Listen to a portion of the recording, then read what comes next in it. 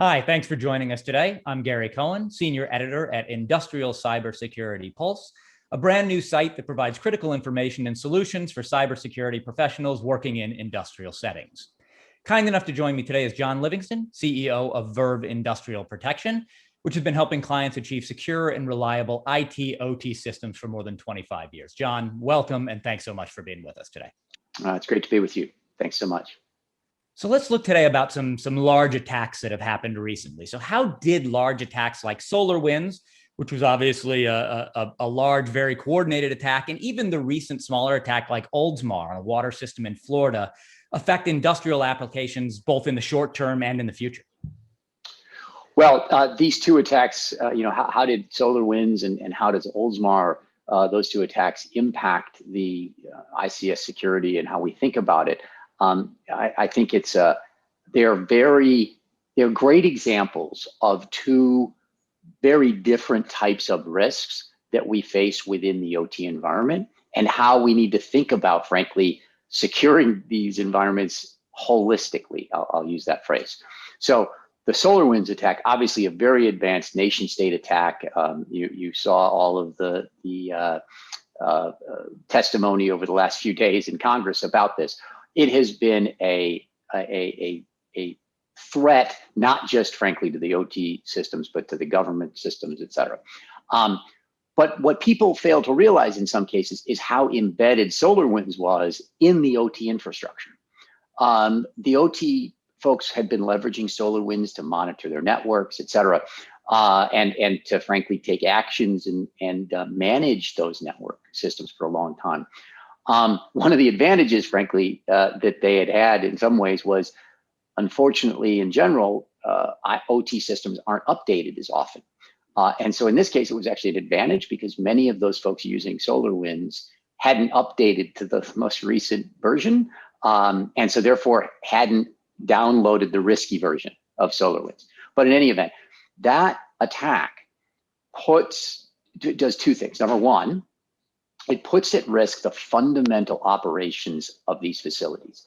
And what we don't yet know, and no one yet knows, is the extent to which that attack spread. So we think we have a view of where it began and where it ends, so to speak, but no one knows that for sure. And so folks are still using SolarWinds and people believe that they are now secure. But I think that in everybody's mind, there is a question of how far did the attackers get in and where are they even still today? And so what is happening is a significant effort in incident response to discover this, right? To go in and really understand what else may be lurking, so to speak. So that's one main theme. The second main theme is it has exposed the fundamental security risk of supply chains, of software supply chains. So within the OT environment, the devices that operate, PLCs, controllers, et cetera, are often built on a stack of subcomponents. And those subcomponents are often purchased from third-party vendors. They may be open sourced, et cetera. And in most cases, vendors do not provide the full software bill of materials that is embedded in that firmware version on a PLC, for instance. Well, this has started, people starting to wake up to, wow, wait a minute. So if someone can get in and attack a SolarWinds, which was a pretty advanced company, and get into their supply chain and frankly, use their supply chain to then embed themselves into a network. But what about all these components that aren't nearly probably as advanced from a security point of view in all of these OT devices? And so one of the things that we've done is we've partnered with a firm called Adolis to bring in that software bill of materials analysis into the Verve platform. So not only can we look at the firmware version, but for many devices, we can go down into that software bill of materials and see if somewhere hiding in there is a piece of software that has vulnerabilities that the user needs to be concerned about. And that is a really big wake-up call that was driven by the SolarWinds attack. The Oldsmar attack, kind of at the far end of the other end of the spectrum, was what appears to be anyway, a very unsophisticated attack. There wasn't a lot of advanced work required to be able to log in to a device remotely, which was already accessible, and then to use TeamViewer, a very, very insecure application, to be able to go in and make changes on that control system. The attacker did not try to hide their actions.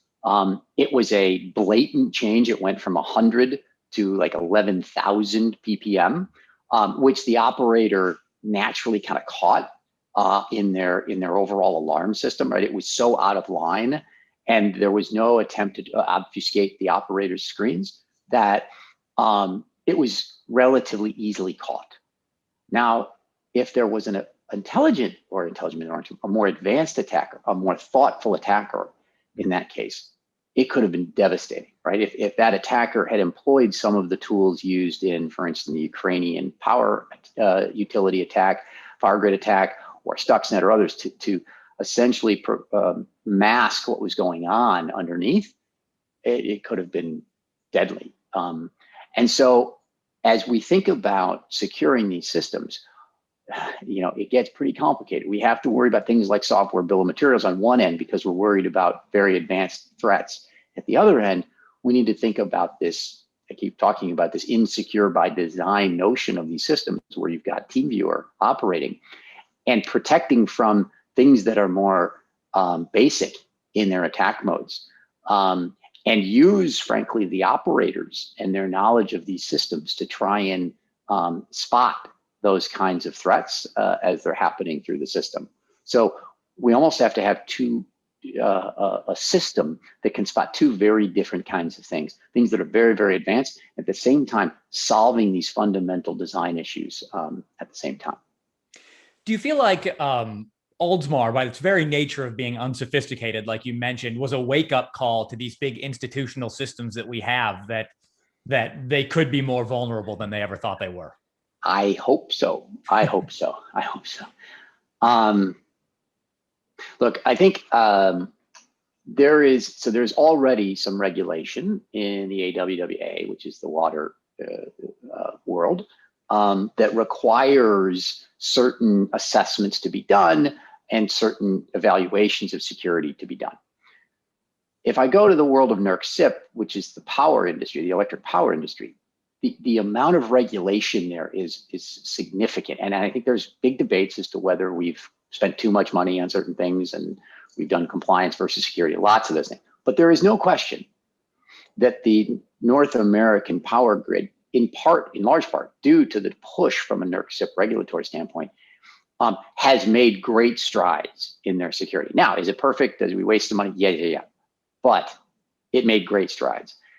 I think as we look in things like water, pipelines, which is the supply source to the grid, and others, I fear that we're going to need some form of regulatory structure to really get people to act.